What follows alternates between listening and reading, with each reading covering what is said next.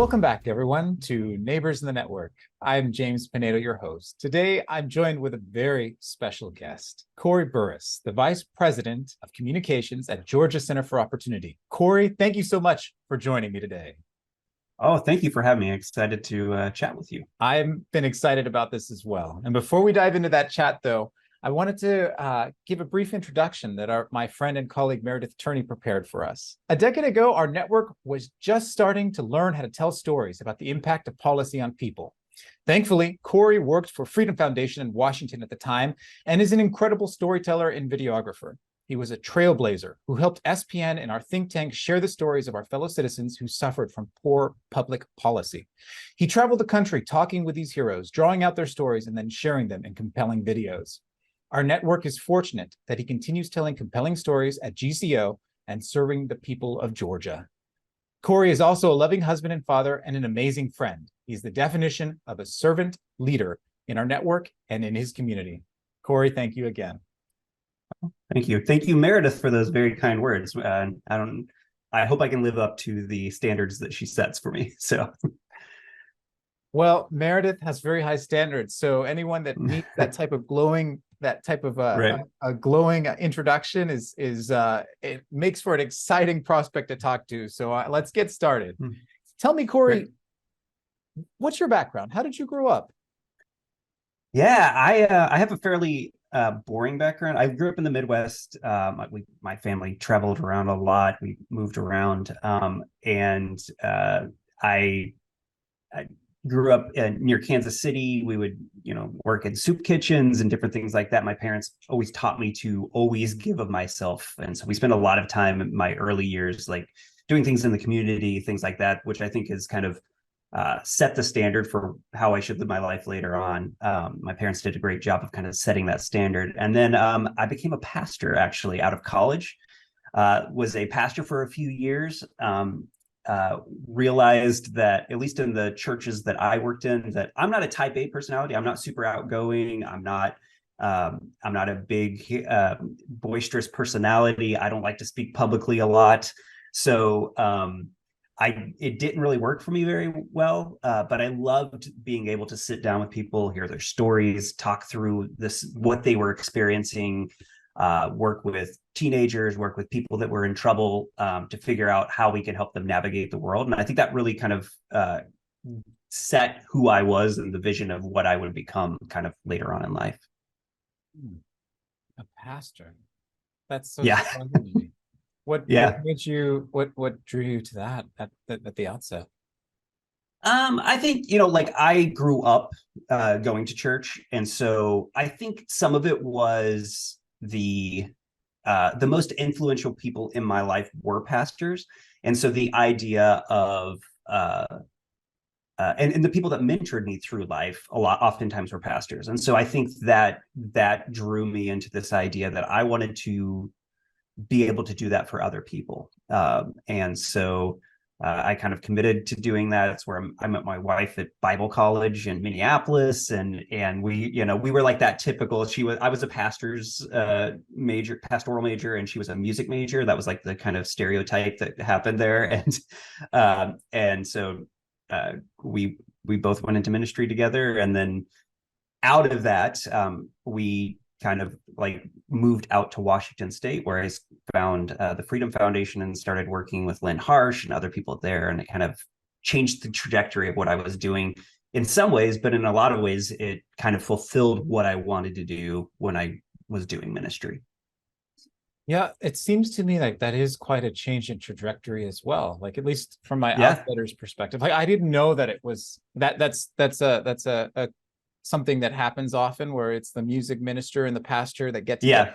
Yeah. Okay, I didn't know that. That's fun. Yeah, it's yeah. If you go to Bible college, it's like that's the joke, right? Ring my spring, and you have to marry the music major because she's going to lead worship while all of that. So it's a stereotype.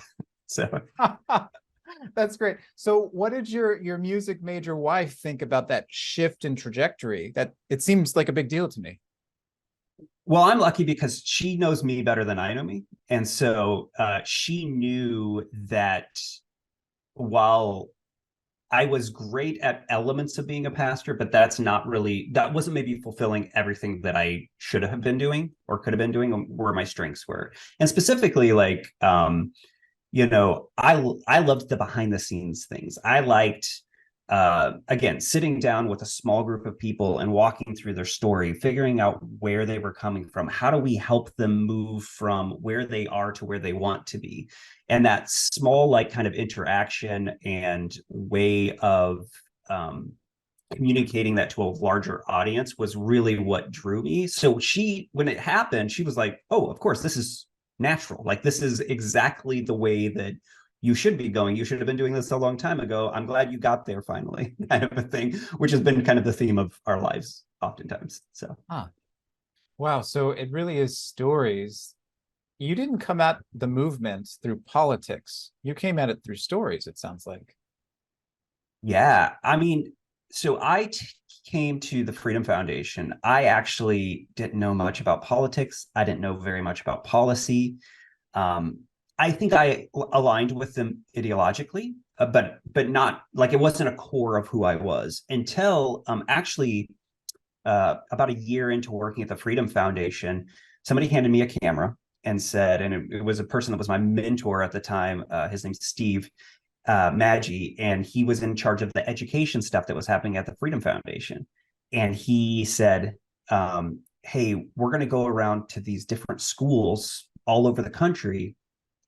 And I just want to, like, we're just going to talk to people that are doing, different things in the education system. They're kind of breaking out and doing different things. And I was like, oh, that's neat. I thought that'll be interesting to do. And I love doing storytelling stuff. I did a lot of that before that, so it wasn't that odd.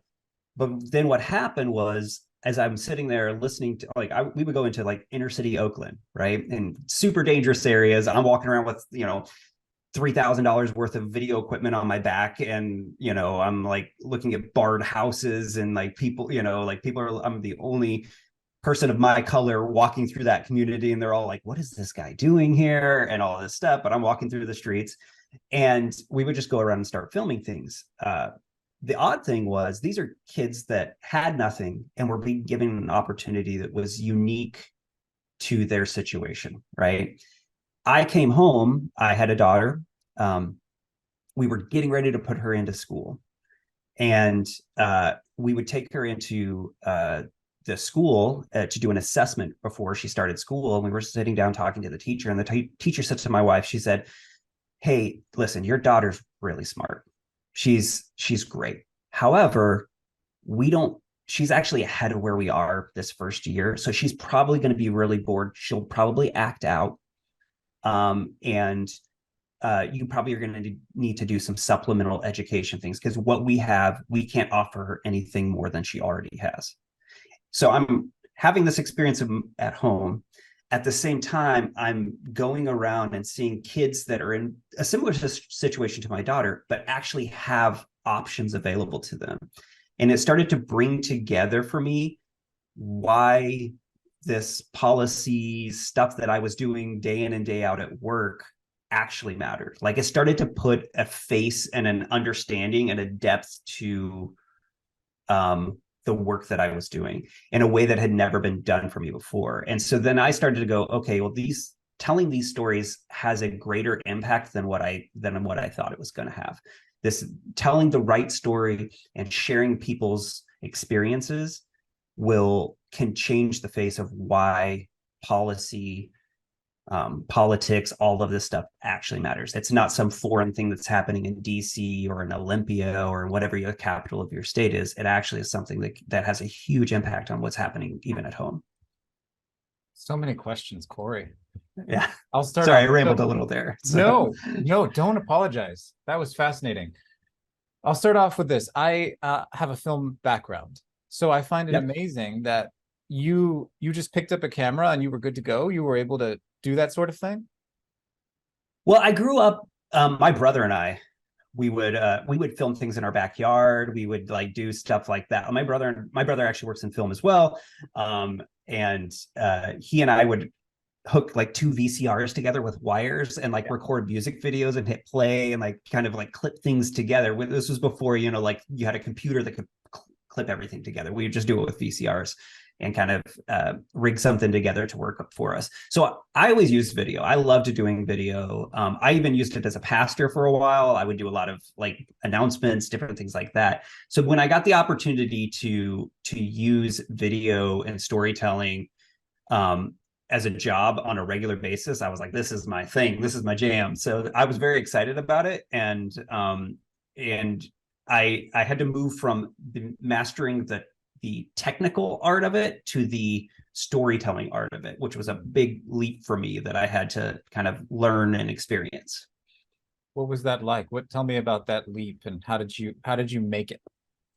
Yeah. So well, I got the opportunity actually through SPN to work with Kevin Kerr, who did the Arrowhead kind of trainings on storytelling for SPN.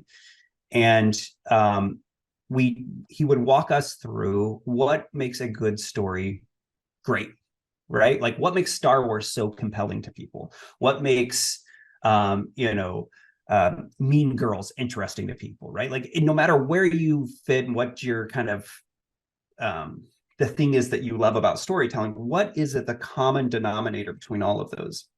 And how do you connect your purpose to a story? And going through that with other organizations, again, I got the opportunity to travel around and meet with organizations all over the country, working with him on that. I began to go, wow, like there's a common thread that there's this common kind of loop that happens in every great story. And if we can capture that, we can capture the heart of why we do what we do. And so that has been that was something I learned. And once I learned that, like I leaned into that really hard and I just said, okay, I'm going to try to figure out the why in everything that we do and figure out if we can capture the emotional piece, the emotional journey that people go through when they're trying to come to a solution in their life. Wow. So you were able to dedicate your life and like see that thread, that common thread. It sounds almost have you heard of Joseph Campbell? Joseph Campbell's A Hero with a Thousand Faces. It sounds similar. Is that what Kevin is talking about when he's looking at Star Wars and Mean Girls? Is that kind of that same idea? Yeah, it's the same idea. It's this idea that like we all, like what we find compelling is having a character that you connect with and then watching those journey of the struggle. I tried this, and then I found this, right? And then and when the audience feels that struggle, they connect with the purpose behind that struggle. And I think that that is something that it drives me, right? Like it also is a great, even if you're not a storyteller, it's a great skill to learn because it helps you understand, why do I do what I do, right? Like if I can figure out what's that turning point, that's the work that we do, right? The turning point is kind of the work that we do. But if we can understand the struggles that people went through, it can define what that turning point needs to be to help them along their journey. So I think that has been kind of something that I have tried to lean into personally, but also I do it with my kids. I do it with trying to figure out like, why do you feel this way, right? And helping understand what are the factors that led into that. My wife and I are foster parents. Our decision to become foster parents was based off of, in essence, a story arc. We heard somebody's experience and we said, wow, that is what we want to do. Those points before they had their turning point was what was my experience. And I want to do something about it. I love it. It strikes me. So how old were you when you started to see that common thread? You started like focusing on that turning point moment in your life and then in your professional life as well, which is an amazing gift. How old were you? I was early 30s. So I was early 30s now, though, so I appreciate that, but I'm in my mid 40s now. So over a decade, you've been dedicating your life to that sort of, you saw that spark that call to adventure sort of thing, and not just you don't have to struggle with a duality here. You can be like, this is my call to adventure here in my life, call to adventure in my professional life, just this common thread. How has that been this past, decade plus? It's been eye-opening because it's helped me understand people that I disagree with ideologically. Like over the next few months or few weeks, I'm going to have a whole bunch of family coming into our home that are visiting, right? And they sit on opposite political spectrums. They are, there are people that are on the far right, there are people on the far left. And I've realized that it's become a lot more natural for me to understand the journey that they have been on and to lean into that in conversations that we have and figure out we have a commonality in terms of what we want for people. And so I can actually have a political discussion. I used to get in political discussions with some family members, and they would get heated and they would get, like back and forth. And well, you believe this and you believe that. In the last decade of storytelling, I've started to realize that, oh, no, like, I'm going to listen to you a little more. I'm going to hear from you what your journey has been, why you believe that this is the solution to fixing this problem. And I'm going to find the common things that you and I agree on to begin to have that conversation and to take that conversation in a different direction than I ever have before. It's actually made me a lot less probably interesting because I don't get in, the knockout fights on those things. I actually had a family member who was like, I love having debates with you. You don't debate with me anymore. And I'm like, well, I get where you're coming from. I disagree with where you're going, but I get where you're coming from. And that changes the conversation quite a bit. And it changes how we can have a conversation. And we've actually made more headway with each other because of that common understanding. And that's all because of storytelling. It's all because I've begun to recognize that the things that are compelling, the things that drove the choices that they made are what have brought them to where they're at. And and it gives me a greater understanding of how to take them where I think we should be going in terms of a conversation. It probably turns into more action at the end instead of, I think a debate, oftentimes you have the debate, maybe you score a few points and then that's it, but there's not real action afterwards. Do you see in your day-to-day that things actually change, things that maybe happen after these type of conversations? Yeah, absolutely. I think it in many of those conversations, but also in other areas, it's helped me go, okay, well, what am I going to do differently now that I know this? Now that I understand where they're coming from, what am I going to do different? I can't change their actions, right?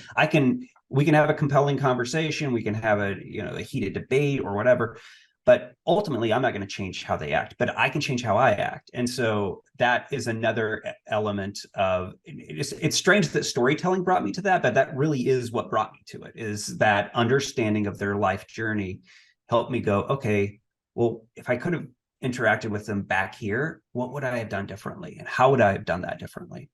Yeah. Okay. Well, thank you. That helps me sketch out quite a bit of that where you're at now and kind of these past decade or so. But I got so excited, I jumped completely over earlier in your life that I really would love to go back to. Sure. So you say you're in the backyard making videos with your brother on old VHS tapes and things like that. So what did you see? What did young Corey see were you thinking already of being in the church, or being a pastor, or what were you seeing as a kid for yourself? What caught your interest? I loved getting people to react emotionally to what I was doing. That really drove me a lot. I don't think that drove me to be a pastor necessarily, but I loved so we would make videos and then we would show them to friends. And I wouldn't watch the video, I'd watch my friends. I wanted to see how did they react to that thing I thought was a great moment in the video, right? Like, did they react to it? Did they not? Oh, okay, they didn't. So then I would change the way that I did things. I think a lot of that, again, has played into what I do in terms of communication and marketing even now, which is I'm getting instant feedback on the stuff that we're creating as an organization. And I can go, when we put that out, I thought they were going to react this way. They didn't. Let's change that. What happens when we tweak that? And I think I'm starting to see that there were a lot of things that were happening in my backyard that have played out in what I do even today. Okay. I love that. I think the filmmaking side of me resonates to that as well. The sort of, let's see, what kind of emotions are we getting here? Am I communicating? Like you want to connect, right? It's always this kind of call to connection. And are we connecting or not? What's going on?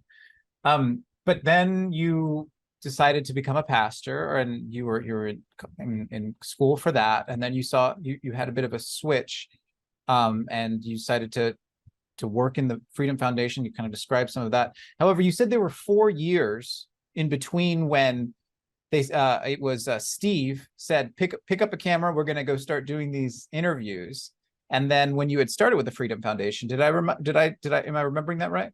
It was probably more like a year. I'm going to be honest with you. It took us Okay. a few years to make the film. So it was about 3 or 4 years into working at the Freedom Foundation that I finally was able to put out, because we started it, when I started the Freedom Foundation, I was part-time, and they were like, hey, just you make pretty things, make things prettier for us. So that was essentially it, right? Like I do like animated things. I would, every once in a while, they would send me some footage and I'd clip it together.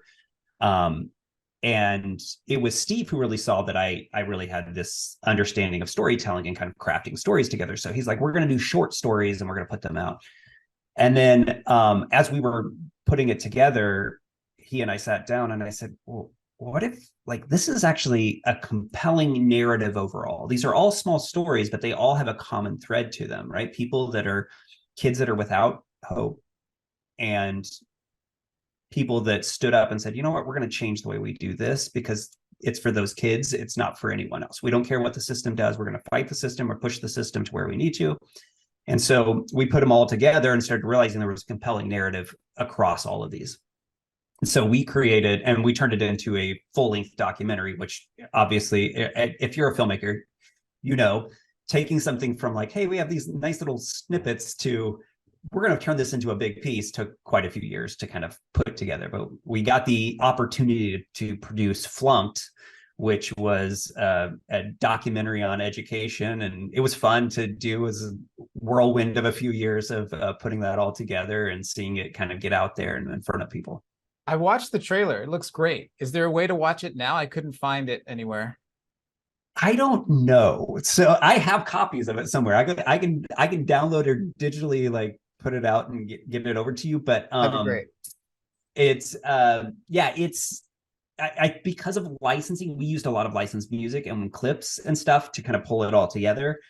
I'm not sure how up to date it is on there. I do know that it ran on, at the time, there was a documentary channel. And so we were on the documentary channel. So a couple million people saw it on there. So like, it was kind of cool to see it kind of make some headway, but I don't know that there's a way to watch it in full length, at least at this point, but I could maybe see if I could make it happen.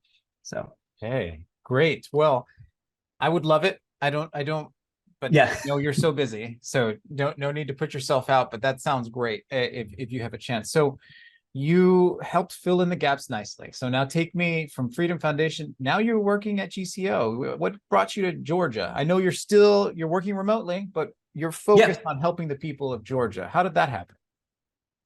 Well, after I left the Freedom Foundation, I did some stuff again around in our country, but I went to a for-profit company for about 5 years. And while I was there, I actually almost had like a personal kind of moment of reflection where I started going, man, why do I do what I do? Like, what is the purpose behind it? And I realized that working in this movement was something that really drove me. It really was something that was compelling to me. It was something that I that got to the heart of what I wanted to be as a person. But I didn't want to work in politics. So I knew there are a lot of organizations that lean really heavy into state politics and some of those things. And so I actually reached out to a few people at SPN and I said, hey, I'm thinking about coming back into the movement, but I want to find a good fit for what I'm good at. And somebody mentioned Georgia Center for Opportunity. And they're like, hey, this would be a perfect fit for you. And I was like, another state think tank. Let me look. So I went onto their website and I pull it up, and the first thing that pops up is a video that is about the success sequence. And it's not about this process of the success sequence. It's about the heart of why we do what we do, which is about how do we get as many people out of poverty as possible. And that our work ultimately, while it helps a lot of people, ultimately the people that are helped the most are people in need and that are living on the margins. And the fact that they recognize that before I even came on board was like, that's perfect, because I actually want to help. I want to make sure that the work that we do helps people and that we can convey that clearly in our messaging. And so I reached out to them. They were kind enough to bring me on, and I've been there for the last 4.5 years, and I've loved every minute. I'm so glad you brought up the success sequence. So that video that is on your YouTube page now and all over your website as well, that predated you, or was that something you updated? It literally came out like a month before I started. So it was with a local company in Atlanta that they helped put all of that together.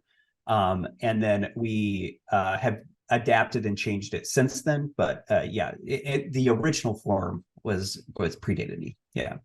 Okay. Well, I saw what's up there now, and it's fantastic. I was like, wow, GCO knows storytelling, watching that sort of thing. That was well done, Corey. That was, with that update, I'm sure helped it even more. But that's great. Well done. So tell me, at GCO, do you see some sort of, can you point to, I would love to share with our listeners, a specific impacts that you've seen that through your mission, and then GCO's mission, you know, that your storytelling focused one, and then GCO working on the margins of Georgia like that, and bringing out the success sequence. Have you seen an impact that you can share with us? Yeah, I think the biggest kind of evolution or thing that we have changed is the way that we talk about the work that a lot of organizations are doing. And that is compassion first of all.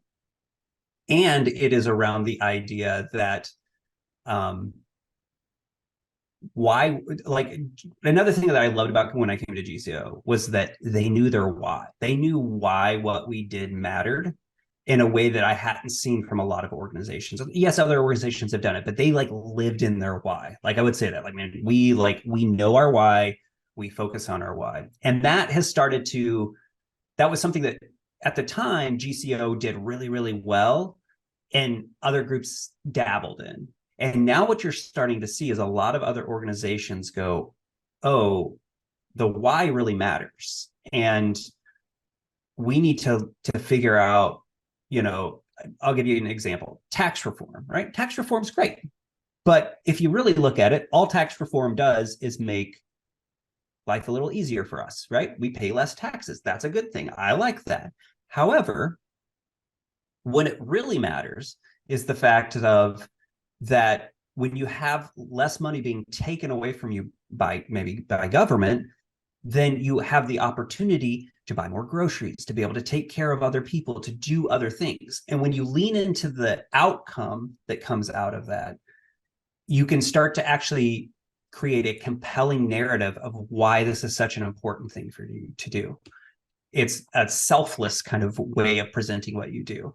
And that that personal responsibility element of what we believe in our movement to be important is something that GCO has done a great job of talking about. Well, what does personal responsibility look like? What happens when we put things in the hands of community? What happens when we put things in the hands of the people that are actually impacted by the work that we do? Let's tell those stories. And so as we've begun to tell those stories, we're starting to see other organizations, other people, policymakers even go, wow, that's why we do what we do. Because we lose focus, right? Like we get into the weeds of what we're doing and we get a little too self-focused, but we've started to finally, I think, break through a little bit of a barrier with people about how do you talk about this to people that aren't already in this world. You said a key word there, breakthrough, which makes me think of your podcast, Breakthrough. Is that kind of what you were just speaking to? That's what bringing to light these realizations is kind of the object of that podcast? Yeah, that's exactly what the vision is behind that podcast is.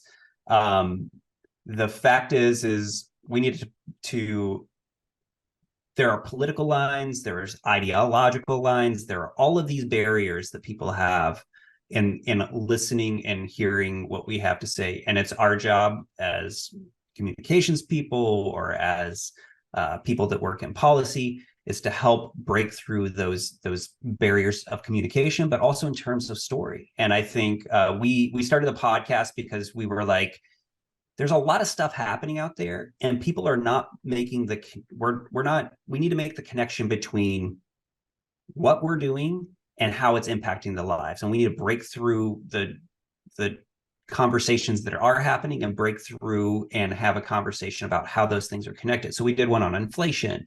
We've done one on safety net. Those are boring topics, right? Like we did one on public safety. The people that typically think about those things don't think about the impact they have on people's lives. So we thought, well, what if we talk about how to break through the mumbo jumbo or the policy talk of it, and how do we break through to the heart of why we do what we do? And so that's ultimately what we're trying to do with that podcast, is to just open up conversation about it on a deeper level. I don't sell yourself short. The especially the safety one, I was super interested listening to that. Like, I don't think that was boring at all. Your approach that you took, and then I also paired it with that article you wrote about businesses fleeing due to lack of safety. Yeah, I fled Los Angeles partially because we had coworkers that were getting stabbed. I was working in Hollywood at the time, and the police didn't do anything about it. Like literally a coworker getting stabbed, and the police were like, "He's over there," and they're like, "Well, we can't do anything." And it's safety is huge, especially if you got kids. Yeah. Well, ironically, I have a daughter in college, and she was in Seattle. Same thing was happening there. The fentanyl issues that are happening in Seattle, they allowed people to just essentially die on the streets. And I'm not being like, that is not an exaggeration. They are allowing people to die on the streets. And businesses started to flee that community. My daughter, a friend in her college, was stabbed blocks from where her college is. She lives it was a very nice area of Seattle.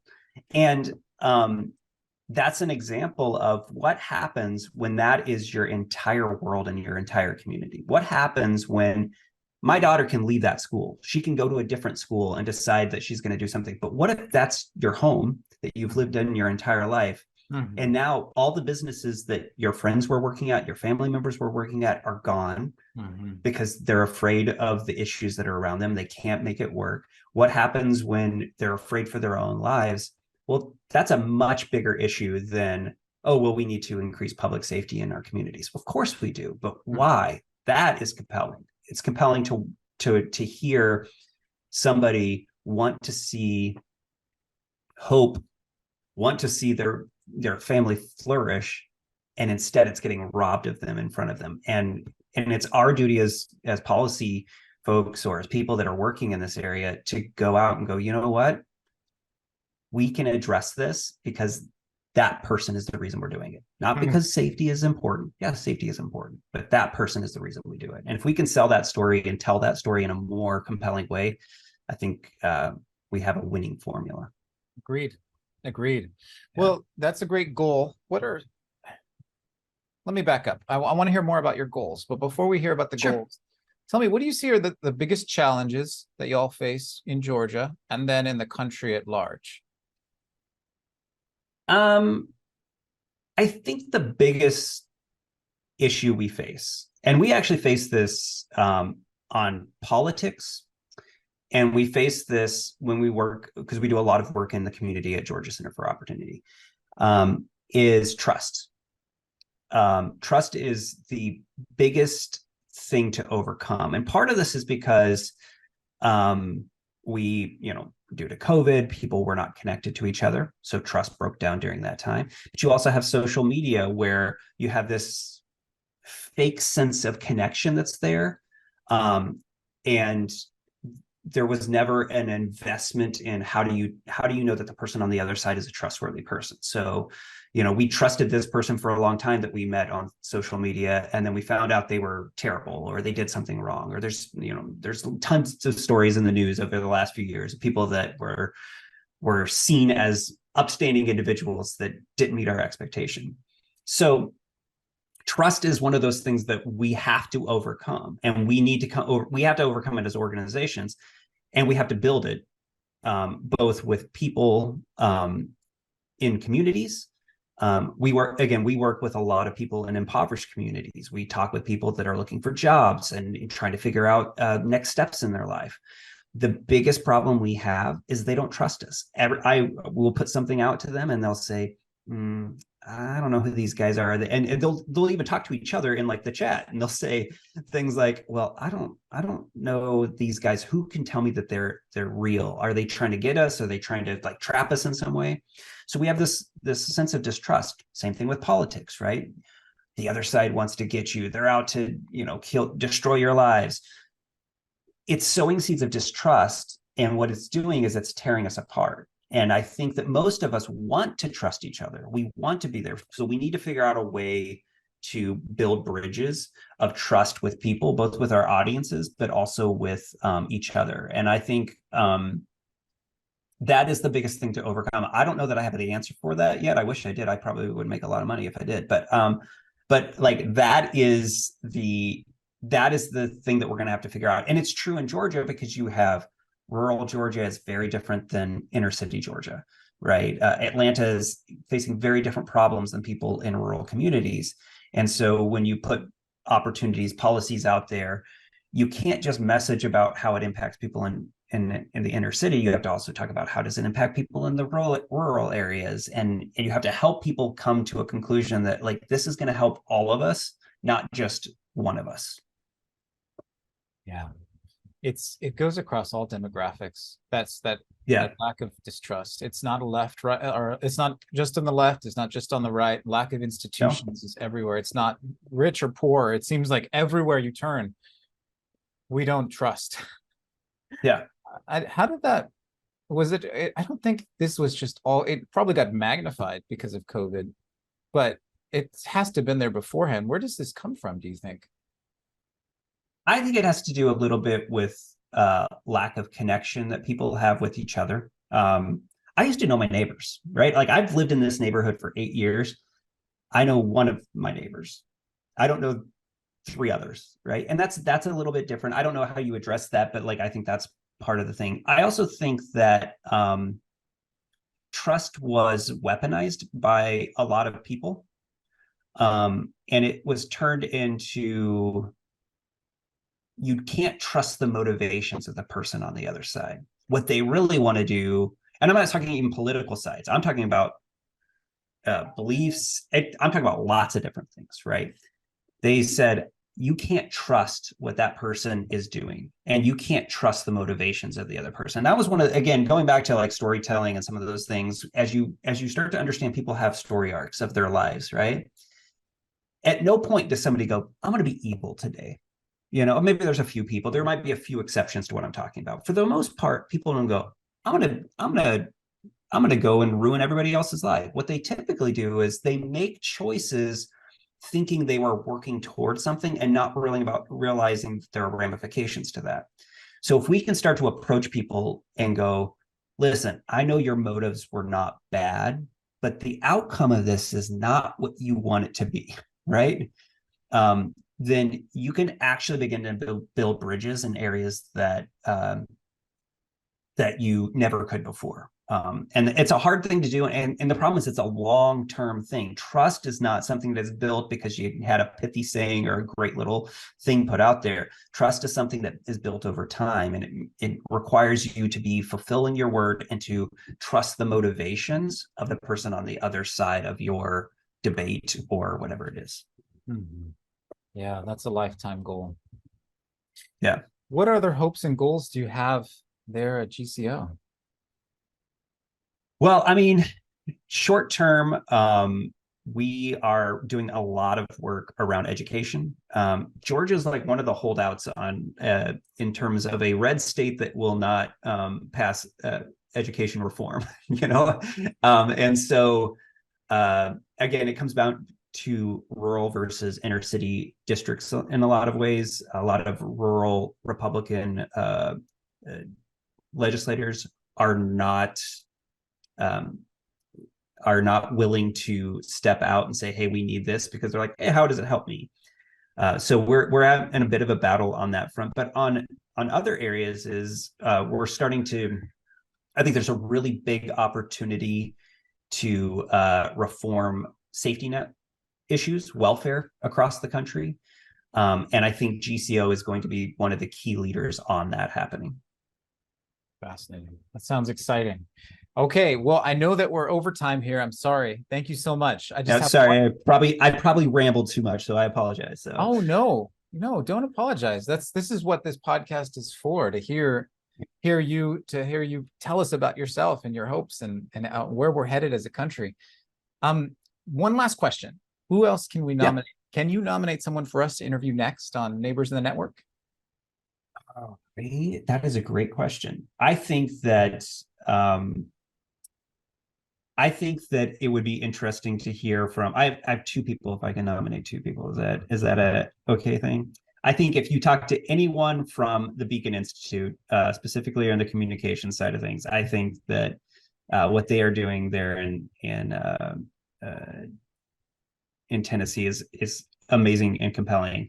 But I also think what might be interesting is there's a new person that just started at the Pelican Institute. And we work with the Pelican Institute on a thing called the Alliance for Opportunity, which is a coalition of groups. And she's brand new. And what I think is interesting about that is that she has a fresh perspective on what we do as organizations that I think would be very compelling. And she comes from a marketing background. So she and I have had one conversation, and then at the end of that conversation, I was like, this person is so smart and they know way more than I do, and their perspective is fresh and unique. And so I think that would be another person that I think you should talk to. Her name's Sydney Petit. So Sydney, okay. We will definitely add those. And thank you so much for those nominees, Corey. Hey, anytime. All right. Well, I really appreciate the conversation. I want to talk more about filmmaking and all that good stuff about your journey, because I find it fascinating. So maybe we can continue this offline. I would love that. Okay, great. Well, thank you again. And thank you all for listening to us here on Neighbors in the Network. Thanks for listening to Neighbors in the Network, an offering from the State Policy Network. We hope that this podcast can serve as a place for empathy, understanding, and human connection. Please let us know about your thoughts in the comments section. And thanks again.